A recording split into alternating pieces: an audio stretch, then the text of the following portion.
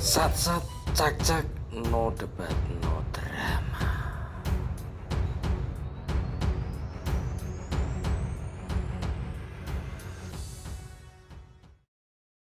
Assalamualaikum teman-teman, dimanapun kalian berada, jumpa lagi kita yang masih bersama saya. Ini langsung tampil di muka saya, tapi saya akan memberikan informasi yang beda tentang kebun anggur.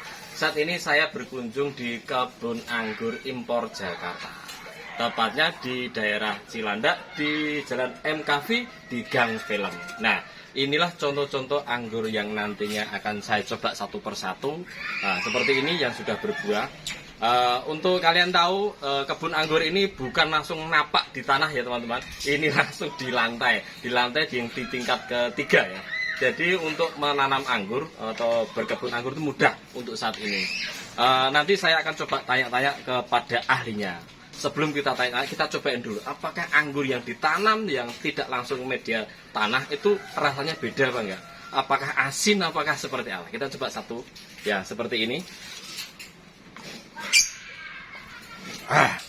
Seger. Ini yang namanya Dickson. apa Pak? Dickson. Dickson. Iya. Oke, ini yang Dickson. Rasanya beda nggak sama yang ini? Ini kok agak kecil Pak ya? Ini namanya Pak? Gospi. Gospi. Gospi. Nah, saya nggak begitu paham anggur, tapi pahamnya makan ya. Beda. Agak seger ini. Kalau saya, versi saya kan, versi orang beda-beda ya. Yang ini manisnya terasa, yang ini segernya terasa. Dan inilah. Ya, ini Heliodor, silakan. Ini beda lagi Pak ya? Beda lagi. Heliodor Dari ini. Itali. Ya. Ini dari Itali. Aduh ya Pak. Dari Itali. Jadi setiap anggur itu punya rasa yang beda-beda. Manisnya sih sama. Cuman ada yang bedanya itu ya nggak bisa diutarakan dengan kata-kata ya. Kita coba beralih ke tempat yang lain. Seperti ini teman-teman, yang sudah berbuah. Nah, seperti ini. Dan kebun anggur impor Jakarta ini sudah pernah dikunjungi banyak orang. Sampai kemarin dulu itu ada Banyak pejabat. wakil gubernur ya? Iya. Nah, itu pernah ke sini saking terkenalnya. Saya sampai telat di sini. Nah, seperti ini teman-teman, di kebun ini juga tidak dimakan sendiri ya, atau dikonsumsi sendiri. Bisa dibeli di sini di kebun anggur impor Jakarta. Nanti linknya saya kasih, nomor WA-nya. Kalau mau order, mau pesen, silahkan japri aja di situ teman-teman ya. Nah, sekarang kita coba telusuri satu persatu seperti apa kebun anggur impor Jakarta. Oke teman-teman, setelah tadi saya mencicipi atau mencoba dari anggur yang sudah berbuah ini, kita akan ngobrol-ngobrol sama yang Baurekso atau yang bosnya ya. Nah, ini beliau namanya Pak Pri. Assalamualaikum Pak Pri. Waalaikumsalam warahmatullahi wabarakatuh. Selamat datang Mas Kirto Sudro. Oke, ini Pak, saya mau tanya-tanya ini, kebun anggur impor Jakarta ini bisa ini ya Pak ya, menjual Pak ya? Iya, kita menjual bibit, terus kita edukasi gratis. Jadi Oh, kalau masyarakat yang suka tanaman terus ingin mencoba menanam anggur impor yang notabene terpikir bahwa anggur impor itu sulit dibuahkan, kita buktikan bahwa anggur impor itu sangat mudah dibuahkan dan rasanya manis. Oke, Gitu. iya. Bisa kunjung ke rumah saya, Jalan MKV 1, Gang Film, Laras Salon, nomor 9, RT 02 RW 04, Kelurahan Jagakarsa, Jakarta Selatan. Nanti kita kasih edukasi gratis, mulai dari cara penanaman, cara perawatan, cara pembuahan, dan cara perawatan lanjutan. Bagaimana cara merawat anggur impor ini supaya dia buah sepanjang tahun ya. Jadi anggur itu kan umurnya ratusan tahun ya, nggak ada unlimited dia. Itu Tergantung perawatan Pak ya? Iya, tergantung perawatan. Rata-rata kalau udah umur di atas 5 tahun susah mati. Itu susah untuk Malah semakin ini ya, semakin berkembang, banyak buah. semakin ya. Terus ini contoh buah-buah yang masih kecil. Ini namanya apa Pak? Ini jenis banana dari Jepang ya. Ini buahnya cantik nih, lonjong-lonjong, nanti gede-gede. Kayak pisang Pak ya? Iya, banana. Nah ini ya udah mulai gede. Oh ini yang gedenya. Mulai belum nih. Nanti gedenya dia Oh kuning. gede lagi, pojok. Gede lagi. Nah ini banyak nih. Ini? Nah ini masih kecil juga. Ini sama banana ya? Iya masih perawatan. Nah seperti ini saatnya untuk dikurangi buahnya. Kalau kita pengen dia nanti bagus sama buah yang kecil-kecil dibuangin, namanya penjarangan. Oke. Lanjut Pak. Ini ada berapa varian ya? Iya, sebenarnya anggur impor tuh ratusan variannya. Cuma yang saya kembangkan di sini semua udah saya kembangkan. Cuma yang saya jual bibitnya itu yang mudah berbuah, mudah perawatan. Jadi masyarakat atau para customer yang beli bibit di saya tidak kecewa. Artinya begitu dia menanam, dia merawat dengan cara yang saya edukasikan, berhasil ya kan. Paling enggak ke depan Indonesia swasembada anggur. Oh gitu. Berarti sebelum dijual itu sudah diteliti, diamati, ditanam sendiri sampai seberapa ini buah bisa jadi tumbuh. Pembelinya kita edukasi. Jadi nggak hanya beli bibit, tapi kita kasih ilmunya. Itu sebagian dari servis untuk beli bibit anggur di sini Pak ya? Iya betul. Jadi dia tidak hanya beli bibit, begitu beli bibit kita kasih tahu caranya, medianya apa, semuanya. Nggak susah lah Pak ya, nggak susah untuk beli di sini ya.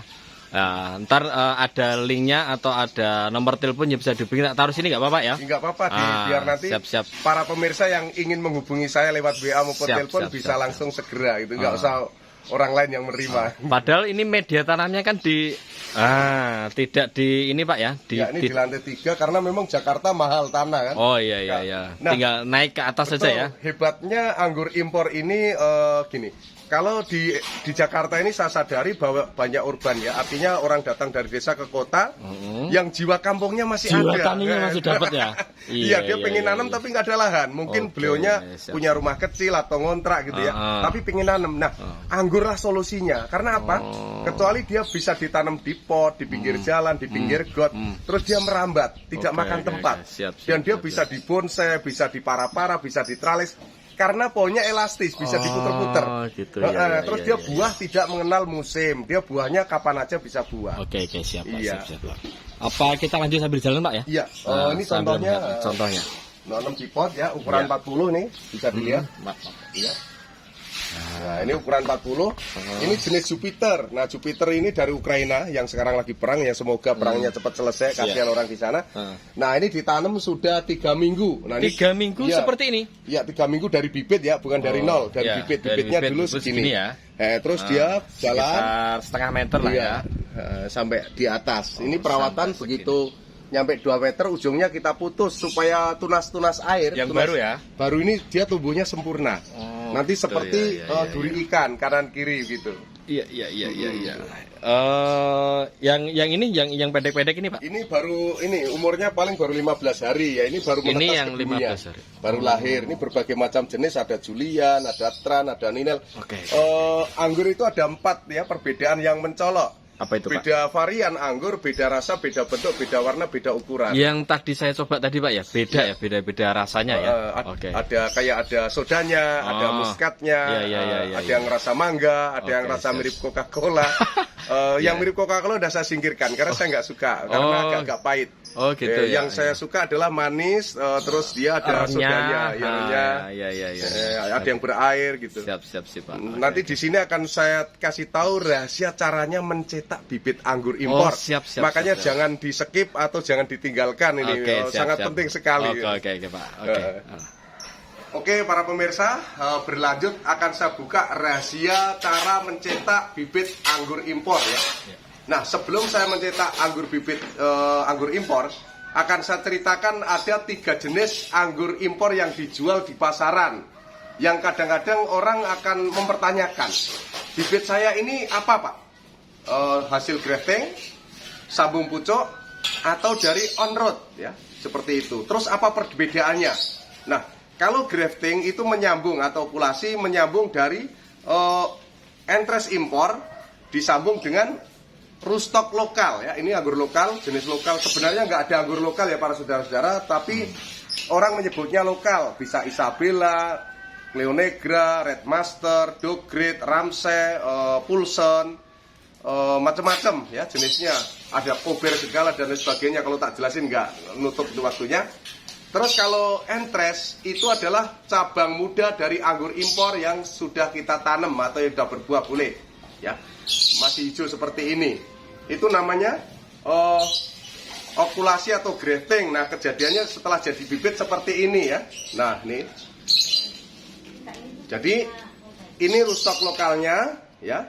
Ini anggur graftingannya ya, dari impor, entres impor, terus ini lokal. Nah, seperti ini.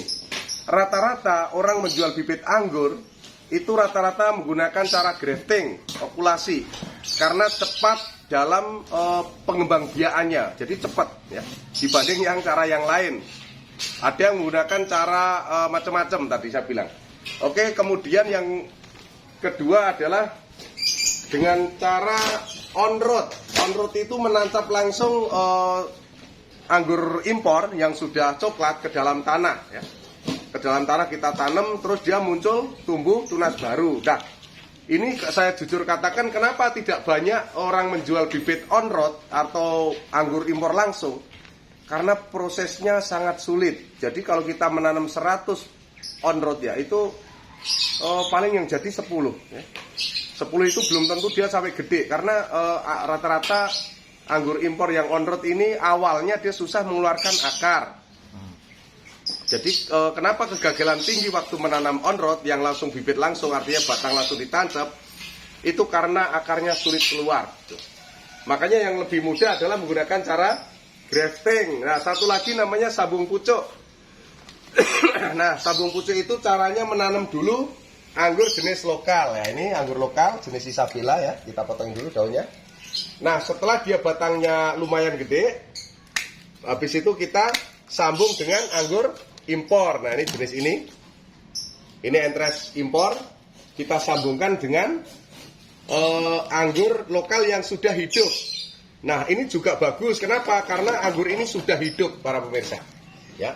Anggur ini sudah hidup, akarnya sudah kuat. Begitu kita potong, kita sambung, apabila ini tumbuh tunas, pertumbuhannya cepat. Nah, bagaimana kalau dihitung, kadang orang nanya, bagus mana Pak? Grafting, on road, atau sambung pucuk? Jawabannya adalah tergantung cara pemeliharaan Anda masing-masing. Karena dua faktor penting menanam anggur yang wajib ada. Satu adalah media tanam yang bagus, yang kedua adalah sinar matahari yang cukup. Apabila dua ini kurang, anggap aja media tanamnya kurang bagus, berarti pertumbuhan kurang bagus. Kalau sinar matahari kurang dapat, atau mungkin ketutup pohon lain atau keteduhan bangunan, pertumbuhan juga kurang bagus. Jadi dasar menanam anggur adalah dua, media bagus dengan sinar matahari yang bagus. Itulah yang menyebabkan anggur Anda menjadi subur. Apabila anggur impor Anda subur, dalam waktu 5-6 bulan batangnya udah segede jari warna coklat, bisa dibuahkan ya, dibuahkan. Nanti kalau pengen cara membuahkan bisa menonton YouTube Kebun Anggur Impor Jakarta. Jangan lupa subscribe juga ya para pemirsa. Oke, kita berlanjut cara menciptakan bibit anggur ya. Oke, kita mulai, kita pilih dulu. Ini namanya entres ya. Entres itu saya ulangi lagi, batang anggur muda tapi jenisnya impor ya. Ini kebetulan jenis Taldun ya, jenis Taldun. Nah, kita potong kira-kira dari mata tunas 2 cm atau 3 cm di atasnya ya, seperti ini.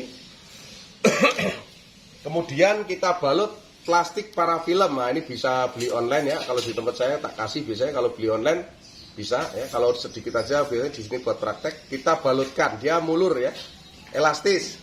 Nah, ini fungsinya adalah mengurangi penguapan. Kenapa? Karena batang anggur ini tinggi senyawa karbonnya. Kalau dibiarkan sehari, dia kering kerontang. Nah, setelah itu kita pilih mau sabung pucuk dulu atau grafting. Yang paling enak adalah sabung pucuk ya. Kita sabung pucuk dulu. Oke, kita sabung pucuk. Para pemirsa, kita lihat 1, 2, 3. Nah, di sini kita potong. Kita potong. Kenapa kita potong? Ini seyogianya tadi daunnya masih ada ya. Ini keburu saya potes. Ini kesalahan saya, harusnya daunnya ada. Karena daun ini adalah indikasi untuk mengetahui pohon anggur ini mati atau hidup dalam keadaan diproses okulasi atau proses grafting ya. Tapi nggak apa-apa, kita buang. Nah, setelah itu kenapa harus 2 cm di atas mata tunas? Habis itu kita tunas yang lokal ini kita rusak supaya dia nggak tumbuh tunas ya. Kita resein tuh, kita tumekin. Nah, terus kita belah menjadi 2 di tengahnya. Menggunakan pisau, hati-hati. Ini salah belah bisa kena tangan kita. Ini pelan-pelan saja. Oke.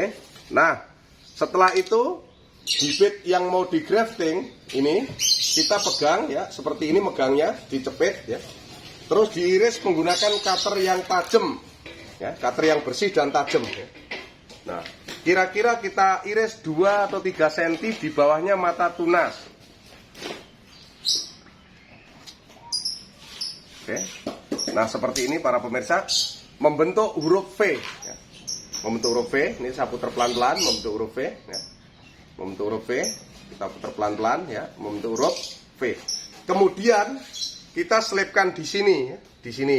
Nah, kita lihat dulu mata tunasnya, karena mata tunas di sini kita silangkan, artinya mata tunas yang ada di impor di berlawanan ya, berlawanan dengan mata tunas yang ada di sini. Kita masukkan sampai semua yang tersayat habis, masuk semua ke dalam.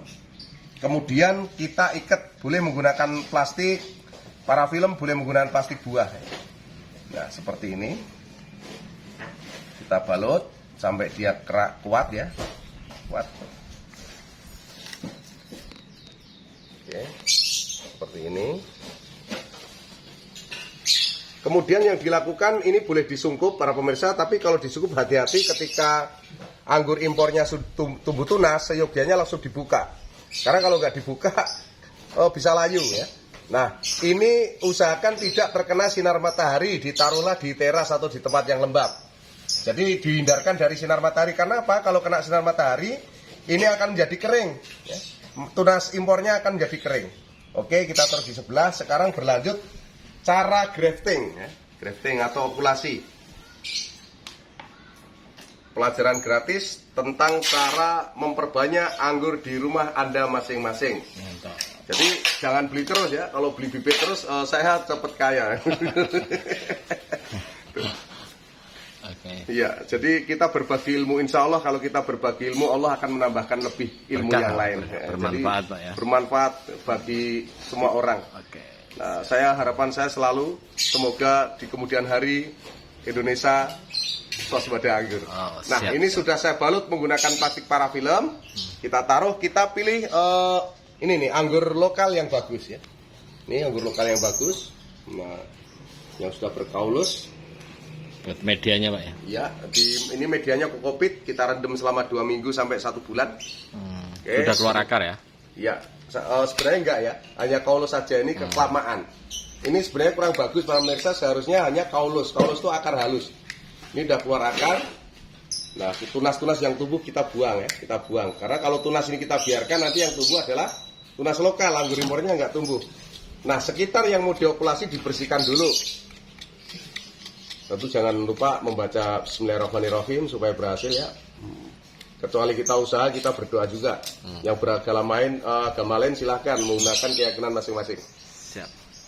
Oke, setelah itu kita pilih, setelah kita potong dan bersihkan, kita pilih pinggiran kulit yang bagus ya, yang kambiumnya bagus. Kita pilih kulit yang tebal dan bagus. Nah, setelah itu dikira-kira nih masuknya seberapa gitu kan. Nah. Oke. Kemudian kita siapkan pisau grafting. Setelah kita pilih kulit yang bagus, kita megangnya seperti ini.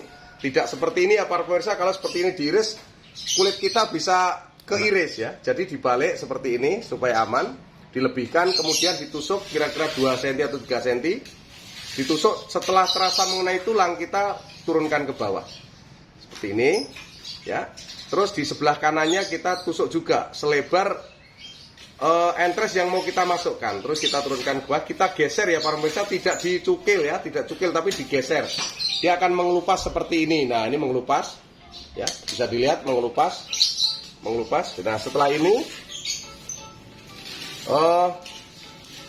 kita sama memegangnya seperti tadi. Mata tunas di atas, 2 cm dari mata tunas kita iris membentuk huruf V ya. Huruf V.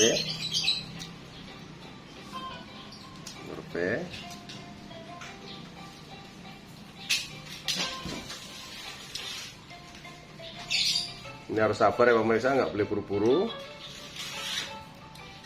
Nah, seperti ini huruf V. Kita putar pelan-pelan ya, membentuk huruf V. Oke, nah yang perlu diingat, ini adalah kambium ya, yang lengket, yang licin di kulit. Nah, kita ketemukan kulit, kita masukkan yang sudah kita buka tadi. Entres lokal, entres impor ya, rustok lokal maksudnya, entres impor kita masukkan sampai sayatannya hilang ya, sayatannya masuk semua. Ini sayatannya masuk semua. Dan yang perlu diingat adalah mata tunas di luar. Kenapa mata tunas di luar? Supaya terhubung langsung. dengan kulit. Karena kehidupan di tumbuhan bukan dari kayu, tetapi dari kulit. Ya, sirkulasi darahnya dari kulit ya di sini. Nah ini bisa kita lihat ya. Setelah semuanya masuk ke dalam, baru kita ikat menggunakan apapun boleh. Plastik ini saya menggunakan plastik buah. Ya, kita ikat yang rapat. Nah, ini plastiknya kurang bagus. Kita beli yang bagus. Kita putar ya, putar. Semuanya ditutup ya Parmesa. Nah, terus ditutup juga nih, potongannya ditutup plastik. Kenapa ditutup? Supaya mengurangi penguapan. Oke. Seperti ini sampai dia rapat ya, rapat. Oke. Setelah itu diputus ya.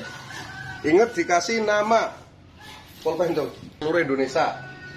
Dan alhamdulillah tiap hari rame pesanan dari manapun.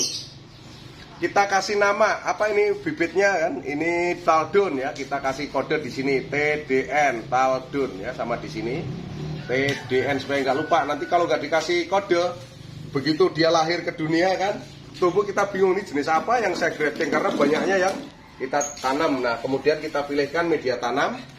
Oke, kita empukkan dulu. Nah begitu kita masukkan sepertiga saja ya para pemirsa, nggak usah dalam-dalam. Oke sip, seperti ini. Apa yang dilakukan kemudian sama ya, mau yang sabung pucuk maupun yang grafting okulasi kita taruh di tempat yang lembab, hindarkan dari sinar matahari. Kalau perlu agak remang-remang gitu ya. Karena apa, kalau terlalu terang atau panas biasanya gagal. Tahu-tahu entres impornya ini akan menjadi layu, akan menjadi kering.